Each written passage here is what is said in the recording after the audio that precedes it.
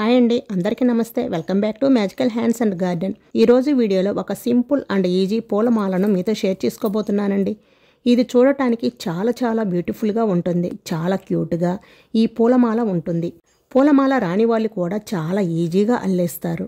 ఈ మాల అల్లటం కూడా చాలా ఈజీ అండి. చూడండి, ఈ మాల ఎంత అందంగా ఉందో చూస్తుంటేనే అర్థమవుతుంది కదా. మరి ఈ విరజాజి పూలమాల సింపుల్ అండ్ బ్యూటిఫుల్ మాలను ఎలా అల్లాలో ఇప్పుడు చూసేద్దాం రండి. ఫస్ట్ దానికోసం విరజాజి పూలు తీసుకోండి. నెక్స్ట్ వచ్చేసి ఇలా ఒక పువ్వును తీసుకొని దానికి ఉన్న కాడను సగం కట్ చేసేసుకోండి. చూడండి, ఈ విధంగా కట్ చేసుకోవాలి. ఇలాగే మరికొన్ని పూలకు ఉన్న కాడలను కట్ చేసుకోవాలి.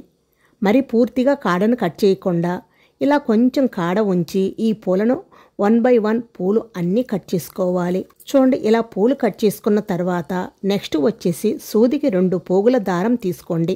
ఇలా తీసుకున్న తర్వాత 2 విధాలుగా ఒకే మాలను చూపించబోతున్నాను. ఇప్పుడు ఒక పువ్వును తీసుకొని కాడవైపు నుంచి తీసుకోవాలి.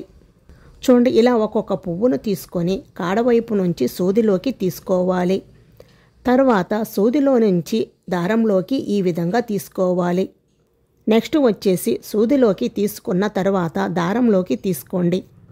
ఇలాగే మరికొన్ని పూలు కాడవైపు నుంచి సూదిలోకి తీసుకొని తర్వాత దారంలోకి తీసుకోండి. చూడండి, ఈ విధంగా ఉంటుందన్నమాట మాల.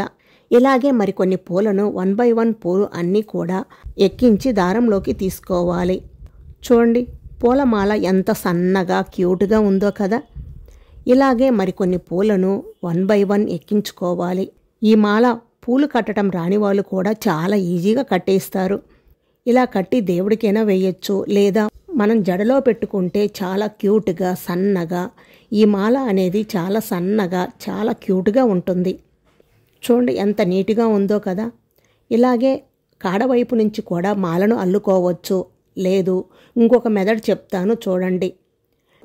మీరు పూలు కట్టేటప్పుడు దారం చివరి వరకు లాగకుండా మధ్యలో వరకు తీసుకోండి.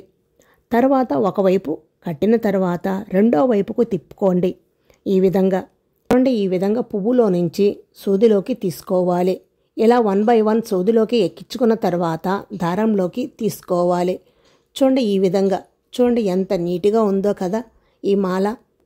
ఇలాగే పువ్వు వైపు నుంచి కొన్ని పూలు ఎక్కించుకోండి. మీకు ఈ రెండిట్లో ఏది ఈజీగా అనిపిస్తే అలా మాలను అల్లుకోవచ్చు.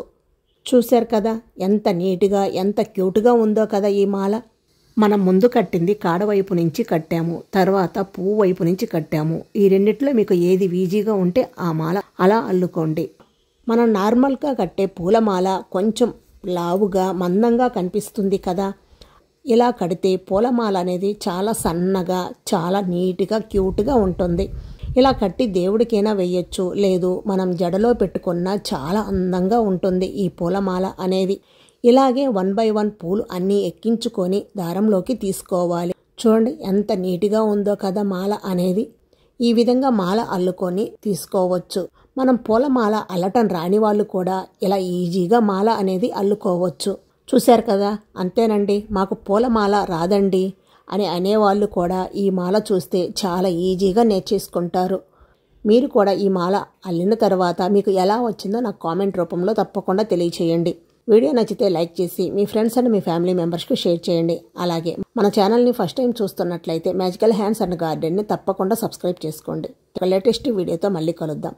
Thank you for watching.